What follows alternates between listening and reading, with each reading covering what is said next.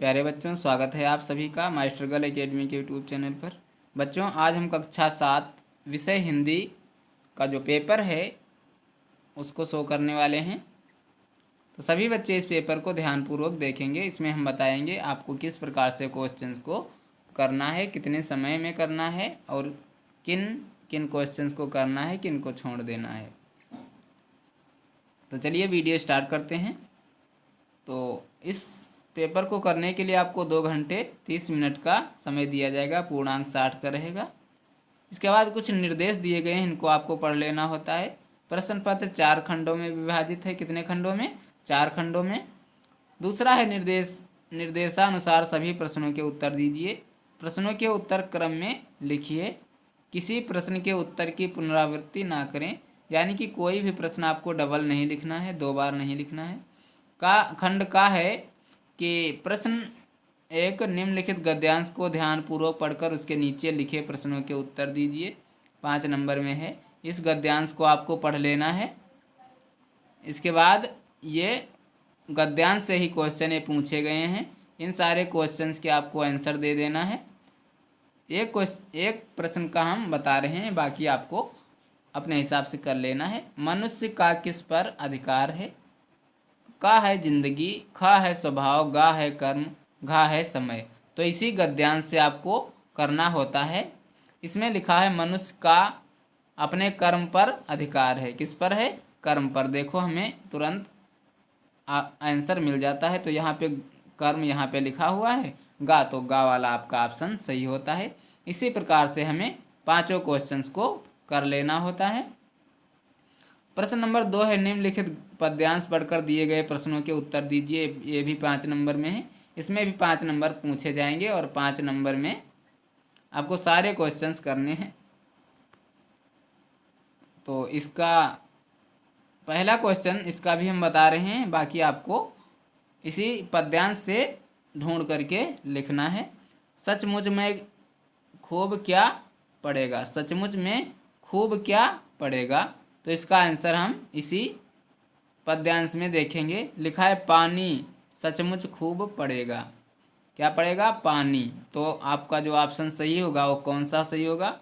पानी। खा वाला आपका ऑप्शन सही होता है, पानी। तो आपको अपनी उत्तर पुस्तिका में सिर्फ पानी लिख लेना है। बाकी पानी से क्या भरेगा ये भी आपको इसी पद्यांश से मिल जाएंगे। सारे क्वेश्चन आपको इसी पद्यांश से ढूंढ करके कर लेना है ये भी। इसके बाद खंड खा है कि रचनात्मक कार्य। प्रश्न 3 है निम्नांकित में से किसी एक विषय पर अनुच्छेद लिखिए। 3 दिए गए हैं, 3 में से सिर्फ आपको किसी एक पर क्या करना है? निबंध लिख देना, अनुच्छेद लिख देना है। और याद रहे ये अनुच्छेद आपका कम से कम 100 से 150 शब्दों में होना चाहिए। 3 में से सिर्फ एक पर आपको लिखना है। 5 नंबर इसके मिलेंगे। प्रश्न नंबर 4 है शुल्क माफी है तो अपने विद्यालय प्राचार्य को एक प्रार्थना पत्र लिखिए। या तो आप अनुशासन का महत्व बताते हुए मित्र को पत्र लिखिए। आपको 2 में से एक करना है, जो आपको याद हो अच्छे से वही करना है। 5 नंबर इसके दिए जाएंगे। इसके बाद खंडगा जो है वो व्याकरण से संबंधित है। व्याकरण के क्वेश्चंस पूछे जाएंगे। प्रश्न 5वां है निर्देशानुसार उत्तर दीजिए। तो पहला दूसरा है निम्नांकित शब्दों की संधि विच्छेद कीजिए। क्या करना है आपको? संधि विच्छेद करनी है। नवागंतुक की और नीलाभ की। ये इसके 2 नंबर आपको दिए जाएंगे। इसकी संधि विच्छेद कर देना है। इसके बाद तीसरा चौथा है इक एवं इत प्रत्येक से प्रत्येक के लिए 2-2 शब्द बनाइए। इक और इत जोड़ करके आपको इक और इत प्रत्यय जोड़ करके 2-2 शब्द बना देने हैं।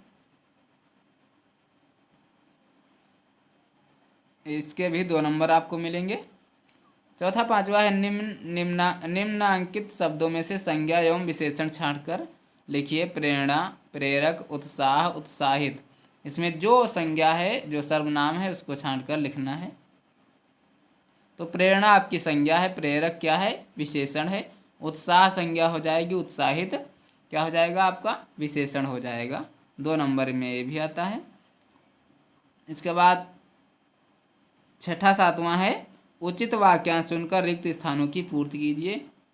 टर से, फुर्र से, छप से। तो इसमें जो खाली जगह दी गई है इसमें आपको फिल करना है। जैसे मेढक पानी में क्या करता है, टप से करता है, फुर्र से करता है, छप से करता है। तो सभी को पता है मेढक क्या करता है, टप से करता है। शोर होते ही चिड़िया क्या करती हैं, फुर्र हो जाती हैं। तो हम यहाँ पे जो खाली जगह है यहाँ पे फुर्र भरेंगे, 2 नंबर इसके दिए जाएंगे। इसके बाद 9-10 निम्नांकित मुहावरों का अर्थ अपने वाक्यों में उचित प्रयोग कीजिए। 2 मुहावरे दिए गए हैं, इनका वाक्य में प्रयोग करना है। 9-2-11 होना, ईद का चांद होना, दोनों करने हैं, 2 नंबर दिए जाएंगे। इसके बाद खंड घा है पाठ्य पुस्तक से, ये किससे है, पाठ्य पुस्तक से है। प्रश्न 6 है, निम्नलिखित गद्यांश को पढ़कर पूछे गए प्रश्नों के उत्तर दीजिए। इस गद्यांश को आपको ध्यानपूर्वक पढ़ लेना है यहाँ से यहाँ तक, 5 नंबर इसके मिलेंगे आपको। इसके बाद इसके क्वेश्चन करना है। पहला प्रश्न है, पाठ एवं लेखक का नाम लिखिए। आपको अपने ये किस पाठ से आया है और इसके लेखक कौन है वो लिख देना होता है आपको। इसके बाद लिखा हुआ है, चिड़ियाघर का सेनापति कौन बना और कैसे। तो इसका आंसर आपको इसी गद्यांश से मिल जाएगा। तो इसमें लिखा हुआ है, आप नीलकंठ ने अपने आप को चिड़ियाघर के निवासी जीव जंतुओं के का सेनापति और संरक्षण नियुक्त कर लिया। किसने, नीलकंठ ने। तो आपका जो सही आंसर हो जाएगा वो नीलकंठ अपनी उत्तर पुस्तिका में लिख लेना होता है। इसी प्रकार से आपको इस गद्यांश से छांट कर क्वेश्चन के आंसर को लिखना होता है। इसके बाद प्रश्न नंबर 7 है, निम्नलिखित गद्यांश को पढ़कर पूछे गए प्रश्नों के उत्तर लिखिए। अगर वीडियो अच्छा लग रहा है तो वीडियो को लाइक करें और चैनल को पहली बार देख रहे हैं तो चैनल को सब्सक्राइब करें। और अगर आपको इस पेपर की PDF चाहिए, इस क्वेश्चन पेपर की PDF चाहिए, तो डिस्क्रिप्शन में टेलीग्राम चैनल का लिंक है, वहां पर जाकर आप टेलीग्राम चैनल को ज्वाइन करें। इसके बाद इस क्वेश्चन पेपर की PDF प्राप्त कर सकते हैं। तो निम्नलिखित गद्यांश को पढ़कर पूछे गए प्रश्नों के उत्तर देना है। 5 नंबर में ये भी है, मैं घमंड में भरा ऐंठा हुआ एक दिन जब था मुंडेरे पर खड़ा हो, अचानक दूर से उड़ता हुआ एक तिनका आँख में मेरी पड़ा। ये पद्यांश है, यहाँ पे सॉरी मिस्टेक से गद्यांश लिख गया है। तो इसको आपको इनके पढ़ लेना। इसके बाद इन तीनों क्वेश्चंस के आंसर देने हैं। प्रश्न नंबर 8 है, निम्नलिखित प्रश्नों के उत्तर दीजिए। 10 नंबर में है, 2 करना है, 5 नंबर का एक है। कांचे जब जारा से निकलकर अप्पू के मन की कल्पना में समा जाते हैं तब क्या होता है।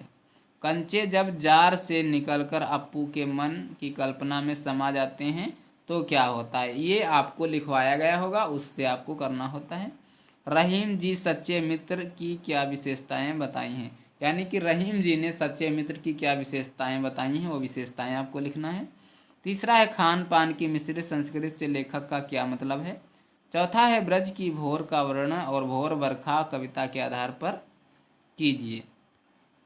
इसके बाद चौथा है, वीर कुंवर सिंह के व्यक्तित्व की कौन कौन सी विशेषताओं ने आपको प्रभावित किया। मूल्यपरक प्रश्न में करना होता है। प्रश्न नंबर 9 है कि आपको पढ़ने के अलावा और किन किन गतिविधियों या कामों में खूब मज़ा आता है, अपने अनुभव के आधार पर लिखिए। ये आपको अपने अनुभव के आधार पर लिखना है। अथवा गांधी जी के आश्रम के लिए अनुमानित बजट पाठ को पढ़ने के बाद आश्रम के उद्देश्यों और कार्यप्रणाली के बारे में संक्षेप में लिखिए। 2 में से एक आप कर सकते हैं। इसके बाद प्रश्न नंबर 10 है, निम्नलिखित में से किन्हीं 3 प्रश्नों के उत्तर दीजिए। 2 3 6, यानी कि आपको 6 नंबर मिलेंगे। 3 प्रश्न करोगे, ये प्रश्न दिए गए हैं, इन प्रश्नों को आपको सिर्फ 3 प्रश्नों का उत्तर देना है। तो ये था आपका हिंदी का क्वेश्चन पेपर। आशा करता हूँ वीडियो अच्छा लगा होगा आपको। मिलते हैं अगले वीडियो में, तब तक के लिए जय हिंद, नमस्कार।